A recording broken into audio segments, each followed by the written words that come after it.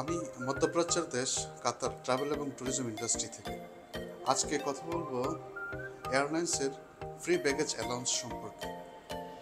মধ্যপ্রাচ্য ভিত্তিক পরিচালিত প্রত্যেকটি এয়ারলাইন্স এবং আমাদের বাংলাদেশ এয়ারলাইন্স ও ইউএস বাংলা এয়ারলাইন্স তাদের ব্যাগেজ পলিসি পরিবর্তন করেছে রিসেন্টলি।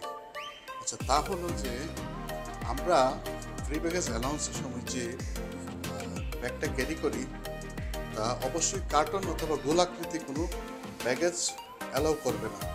তাহলে সেটা কি করতে হবে? সে ট্রলি অথবা ট্রাভেল ব্যাগ ইউজ করতে হবে, এটা অবশ্যই খেয়াল রাখবো। আর দ্বিতীয়ত হচ্ছে যে প্রত্যেকটি এয়ারলাইন্স তাদের একটা নির্ধারিত রোল এবং ওজন সময়সীমা নির্ধারণ করে দিয়ে রেখেছে।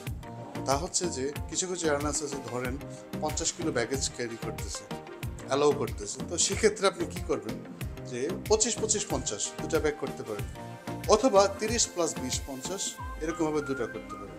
আর যদি 30 কিলো হয় তাহলে একটা ব্যাগ করলে হবে, অথবা 30 কেজি নিচে একটা ব্যাগেজ করলেই হবে।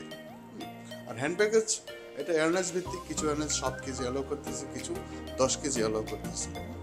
এটা আমরা দেখে নিব যখন আমরা টিকিট ইস্যু করব। টিকিট ইস্যুইং এজেন্ট থেকে আমরা এই ব্যাগেজ রুলসটা, ব্যাগেজ পলিসিটা জেনে নিব।